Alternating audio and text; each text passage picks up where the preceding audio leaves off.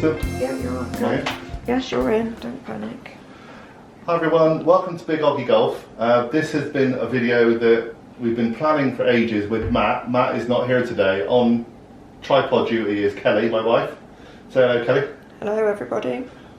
She's not Golf happy about widow doing it. here. Yeah, golf widow. Yeah, I know. You've seen the videos. More You golf. need to take it up. I know. I treated tried you. once. I did try once. I You managed did to try. hit three balls in an hour. Wasn't Brilliant, was good. it? No, not really. I know this is supposed to be a normal intro, but it's becoming a Matt intro already. I'm in Redruth. I'm in Specsavers. There's a definite joke today because I thought I was going to Truro, so I should have gone to the wrong Specsavers, but we're the right one. This is Jon Eva. Eva, not Eva. Eva. Eva. Good Cornish name. Absolutely. Yeah. Yeah. And we are in Cornwall, obviously. And Jon is. Tell us what you are. I'm an optometrist. An optometrist. So I I look after people's eyes. Okay, and you work and run the Specsavers in Redruth with your wife. Yeah. And you're a member of the Bg Oggie Crew. You're also taught by Matt Tucknott, my coach, the professor. And it was Matt that recommended me coming to see you. And you're happy enough to go on camera and hopefully help me understand the problems in my eyes. Yeah. And if we can do anything about it to improve the golf. If you've watched the channel, you'll know I have serious problems. I have a very strong vision in my right eye, virtually no vision in my left. I have problems with alignment. Everyone who sees the pictures and obviously tweets and messages, makes comments, all say, Jon, you're aiming out far too right, etc., etc. There's always an alignment issue, and I've always said it's my eyes, so we're kind of proving that today, hopefully. Whether that improves the game or not, I don't know. But we're going to do the full examination. We'll show a little bit of that. It won't be very exciting for most people. We'll have a bit of a discussion about what you think we can do, and then we'll try out what we can do in the future. Perfect. And we're also going to get you on the channel, and maybe your children as well if they want to get involved. But definitely you. Yeah. Even when I've been improved. And then do you want to go on before I've been improved or after I've been probably improved? better to go before, isn't it? Just in case I do a really good job, and you know. Right. So we're going to do you'll cut away now to bits of that, and then we'll come back to Jon and see you later.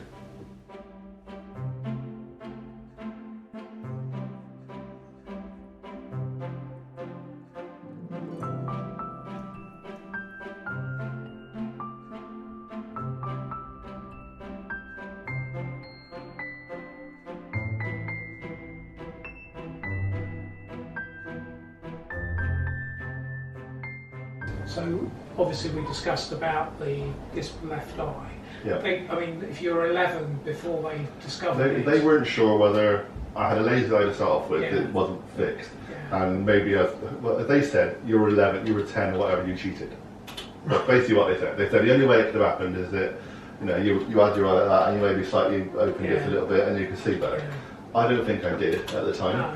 So I went to Bristol Eye Hospital. They did various tests, and they said there was nothing they could do by that time. It was too late. Okay. So live with it. They gave me glasses when I was young, which gave me massive headaches and double vision. So that just didn't work. I just didn't use them through school. I never used them until I was probably about 35. Okay, let's take one measurement from you, Jon. Let's Okay. just check. I'll take my glasses off. I'm short-sighted, so Okay. just looking into my open eye.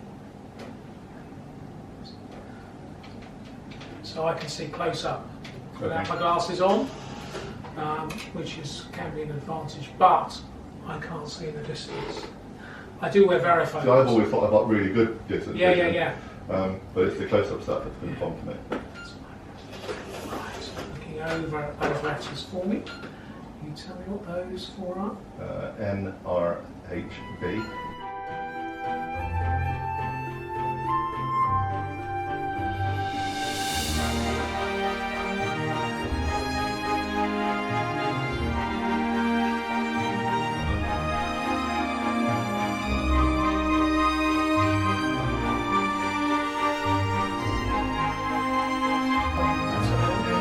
Any of those? Not that I would like to guess on, to be honest. No, that's fine. The interesting thing, they go better when I blink, and then they suddenly blur out a bit more. That's If fine. that makes sense. Yeah. Obviously, if we give you that eye back, Yeah, it's just all everything's back to it. perfect. And, I can even tell you the numbers on the side. Ideal. Yeah. Have a go at those.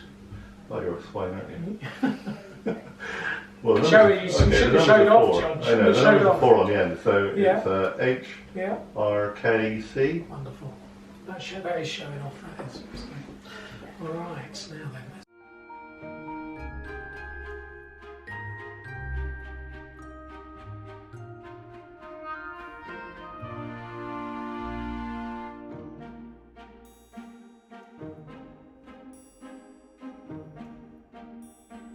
You know, Yeah. so right, now then, as far as your vision's concerned, obviously it's interesting because obviously this left eye, if you compare the two, you're long-sighted in both eyes, Right, okay. so basically the further away it is, the better. Absolutely, yeah, it's always been that case. But obviously in the left eye, you're a lot more long-sighted Okay. than you are in the right eye, which is why the vision didn't develop Sure. in that eye. I think my best guess would be it's probably always been the same, and you just either the nurse wasn't listening at the time. Yeah, I think that's what they said. The test was certainly stricter when I went into the senior school. They had proper maths, they blanked out whole sections. Yeah. So basically, because ever since you were a baby, you've had one clear image and one blurry image. Yeah.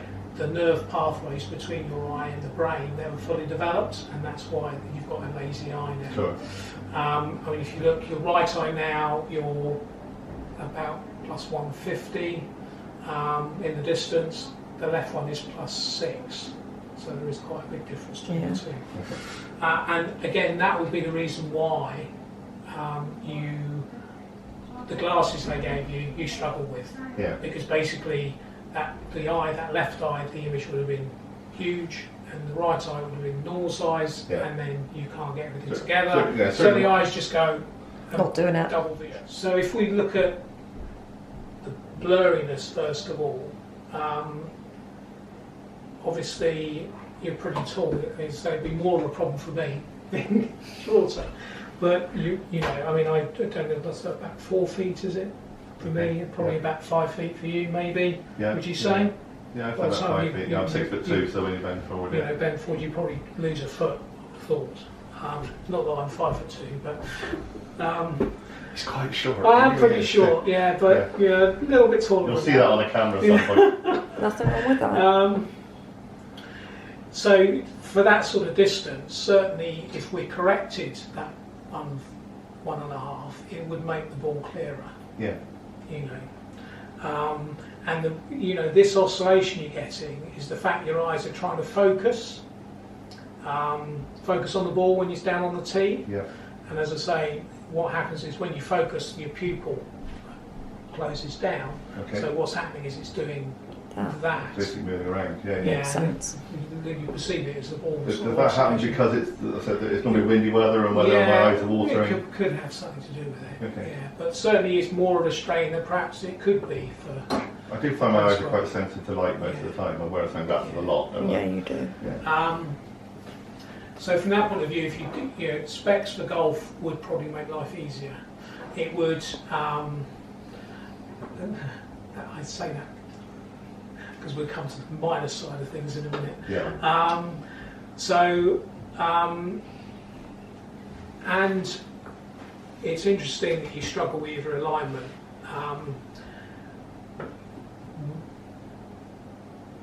As far as judging the distance of things and judging the position of things, there's a lot of things we do with one eye, and there are a lot of things we do with two eyes. Okay. So there are certain cues that rely on one eye, and then certain cues that rely on two eyes. Things like if you're judging the distance of that camera away from us, I look at it, I know that's a camera, so I look at it and think that's the size of that camera.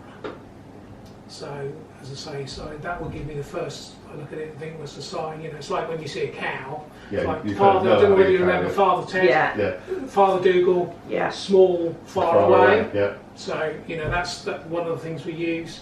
And obviously, when I look at that, my brain knows how much I've focused in on that, which is, again, usually one, I can do that with one eye. and as I say, that adds to my judgment of where that camera is away from me. And then there are ones that involve two eyes, so obviously you need to have binocular vision to use those things. Like there's something called parallax, which basically if I close one eye then the other, the images are in two slightly different positions.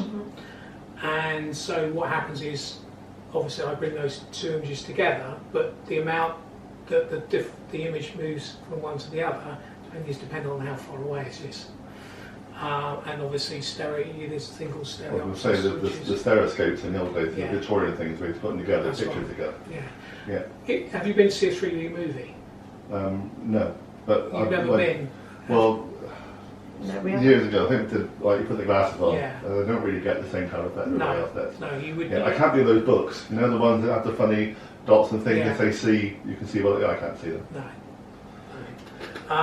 And that's because you need stereopsis to be able to see that. And that again is something that you use to judge the depth of things. So because you've only got one eye to judge those, it would be you'd find that distance is far more difficult to judge. So before the days of rangefinders, golf watches and things like that, when you would have to judge the distance just purely by looking at it, you would be at a disadvantage. Even technology. Cool. and even two-eyed golfers, have similar issues. If it depends on which eye dominant you are. So I'm a right-handed golfer, but I'm left eye dominant. Right. Now, right eye dominant, I guess. Yeah. Right-handed golfer. Yes, that's right. I think 70% of golfers are right eye dominant, right-handed. I always take some comfort from the fact that I'm a left eye dominant, right-handed golfer. Tiger Woods is a left eye dominant, right-handed golfer. Jack Nicklaus. So you think good company? Left dominant, right-handed golfer. Ben Hogan, left eye dominant, right-handed golfer. If only I could play golf like they could. Well, but there you go. But again, that makes alignment more difficult. Right. As I say, and I don't know whether you, Jack Nicklaus, I always think he was the one that sort of, when he picks a point out, a foot or so in front of him, 2 feet in front of him, and lines everything up. But you have to, when you're lining, I mean, I don't know when you align, do you stand behind the ball? I think for quite a long time I've definitely kind of standing by the side of it, and I've been looking up and going over there and putting the ball down. Yeah, I think my line was right, and then we did this session with Matt, which has been done on video, where we've got to prove that it isn't. So stand behind it and try to line up something very close to me. And then work it out further out. Not even the stereoscopic golfers struggle. It's even the ones if you're standing and it's almost impossible, and it's very impossible for you to do it that way. Yeah.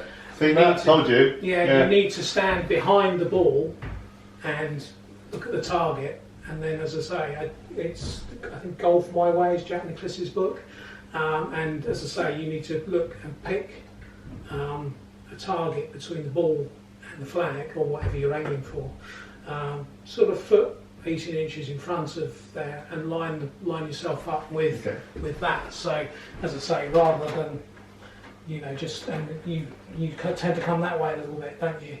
You close yourself to them. Whereas if you're looking at something there, it's far easier to draw a line from there and line yourself up properly. I think I've discussed this with Matt on the video as well. It's also about trust, isn't it? Because when you feel you've lined it up, when you're looking behind it, and then you go and stand to the side of it, suddenly it looks completely wrong. Shouldn't be anything like that. So you kind of readjust yourself to what you then think. You trust what you've just done. So I've got issues. I'm the same as you. I tend to aim a bit further right than I should. Mainly when I'm not right. Mainly when I'm I do this. As I say, if I actually stand behind and aim and then come round and just use the point just in front, it tends to be better. And the other thing is the putting as well. Again, judging the distance of a putt would be more difficult for you, and also the alignment for the same. Give this game up completely, couldn't I? Well, Really? The only difference of that. It was my worry when you said that you were going to come into that. I was just going to say you might as well give up, Jon. You know. I've had people say that on a channel as well, so don't worry. Yeah. It's all about perseverance. So Well, and the thing is, it's like when you were saying about Matt, you know, because he's done the same with me with closing your eyes. You know, if you look at anything, and you know, if you stand on one leg, you know, and if you fix a point, it's easy. If you close one eye, it's more difficult. If you close both eyes, it's a lot more difficult. Yeah. So you know, and so the fact that you only you use both eyes, but your brain takes huge amounts more information from your right side. Absolutely. It always has that. So. And it's something that you even hitting the golf ball. I mean, it's a small object, but you're hitting it with quite a reasonable squishy driver, long stick, and you know, and the fact that your stereopsis, you know, your binocular vision is compromised, makes it that much more difficult for you to even hit the golf ball than somebody with. He's saying all the right things. You ain't going to be a champion. Excuses. I've got lots of excuses. I could put on a shirt on my back for a different reason. You know, I can't imagine there are many pro golfers out there that have got a lazy eye. Issue, yeah. You know, I think, you know, the majority of the elite players would have good stereoscopic vision, because, you know, it doesn't matter how many. I mean, by hitting thousands of golf balls, you know, you mess with muscle memory. So, you know, as I say, you can improve that way. But, you know, to hit it like they do, you know, you've got to, you know. So was that the bad bit? Because you said about a bad bit. So is this Was the that, bad bit? was that all good? Was it? Okay. Or are we still in the good bit? Cause if Oh no, that's the good... bad bit. It's the right, fact that's that fine. Jon's up against it to a certain extent. Fair enough. You know, because getting round it. I mean, as the guys who tweeted you back, you know, saying, "Oh, I'm supposed to wear glasses for golf," but so a few of them have said that. and it's tweets, a nightmare for in the rain and that sort of thing. And to a certain extent, because for the same, you know, if we gave you glasses, they would magnify everything very slightly. So the golf ball would appear to be slightly closer. So you would find that maybe to start with, you'd be mishitting it anyway. You'd be mishitting it anyway. And obviously you've got the issue with rain. And it's interesting, I went out it was the same lesson that he filmed me, hitting a bunker shot. We went up on the green, and he asked me where I was going to hit the ball, you know, for the putt, and he said, "Are you sure?" And I had a new pair of varifocals on that day, and they were distorting the image.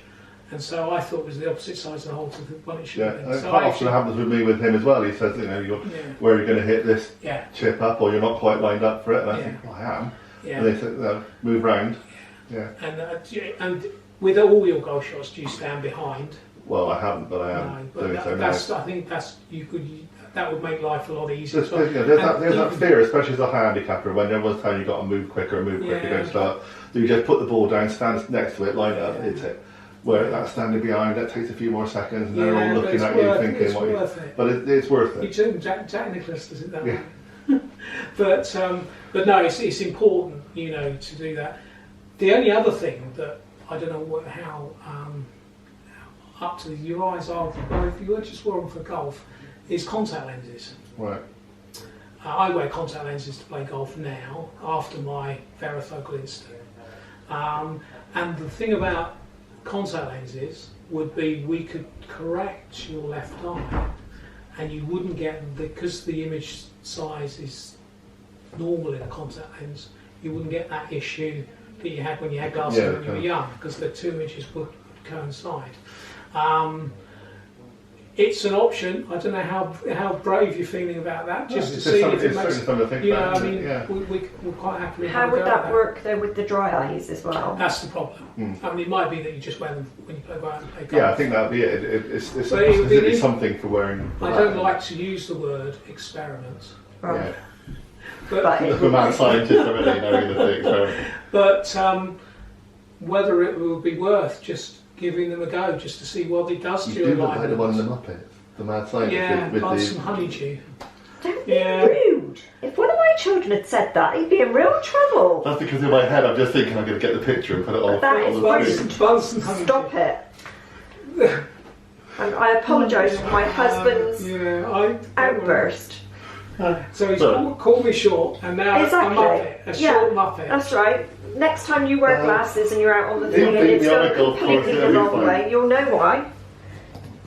So Oh, we can't cope that. if you'd like to give the contact lenses a go, just to see, I mean, it could be the worst thing that ever happened to you, but you may find that it takes 10 shots off your handicap. Yeah. Well, I'm not saying No, I know, but you know, because as I say, you'd have better stereoptics than you So do now. with contact lenses, you're basically putting just one in one eye and nothing in the other one? Well, You're no, just correcting one? One in we each. correct both your eyes Right, and see how you got on with that. Because I think the other one's pretty good. So Yeah. No, it would be because obviously at that ball distance when you're addressing the ball, you know, a correction would make that sharper for you. And the thing is, with a contact lens, you don't get that increase in size. It's everything's natural. the perception's better. Yeah. So yeah, that sounds like something maybe you should think about. Yeah. Because again, that would take the issue out of glasses getting wet and all those kind of things. Yeah, Matt's reason would be just wear a hat and then you keep your head down and then you don't have a problem. So I'll get team time with well, they used to do a I can't remember what it was called years ago, which used to have, you know, it's like a clear, little you know, screen sort or of, something. to keep your specs dry. But Not ready for contact lenses are better. I don't think you can buy them because it didn't work. So. What do you think about contact lenses? Yeah, I don't mind trying. Again, the thing is that, you know, you can still use the drops with the contact lenses, provided they're contact lens friendly ones. Your eyes aren't bustingly dry. No, you know, like I said, we're only using them for playing. So what would I do? So I would drive to the course and then put them in. You could drive with them in. Right. Obviously, you need to come in and we need to see get how all we that. get on. But okay. you know, if you're happy to. Yeah, it's certainly but something. It's something that would be interesting to try. Yeah. Because he is experimenting. Look at his face. No, Let's give it a try. They don't use the E word. Just to see, you know, it's the only. The thing is that it's the only way we're going to get this left eye perhaps to come on board. Yeah. You know, and whether that will make a difference or whether it would make it worse, we won't know until we try. I think we'll have to give Really you the try. stupid question though. Go on then. Do they fall out? Because quite often you hear people like there are contact lenses that fall out. You do when you're playing rugby or something. But if it goes with on a soft contact lens, you've got to work quite hard for it to just fall out on its own. Right. Okay. You know, obviously because you're never going to find it in a pile of grass. No. Having said that, my brother is short-sighted like myself, and we were playing tennis once, a long time ago, and his contact lens fell out on the tennis court, and after an hour and a half we managed to find it. Right. But, okay. Yeah. That's what we're saying. We're going to try. We're going to try. We're going to give it a go. We're going to give it a go, and if it doesn't work, well, we'll find glasses for golf as well. But at the moment, I think contact lens is a good idea. Yeah. Okay, thanks so much for watching. Hope this helps. If you're in this area, come and see John. Oh. You know, come to Redruth and come and see Specsavers here because John and his wife are brilliant. Okay, thank you very much once again, John. Thank you, John. See you on the course very soon. See him on the course very soon. Bye for now, everybody. Bye everyone. Bye.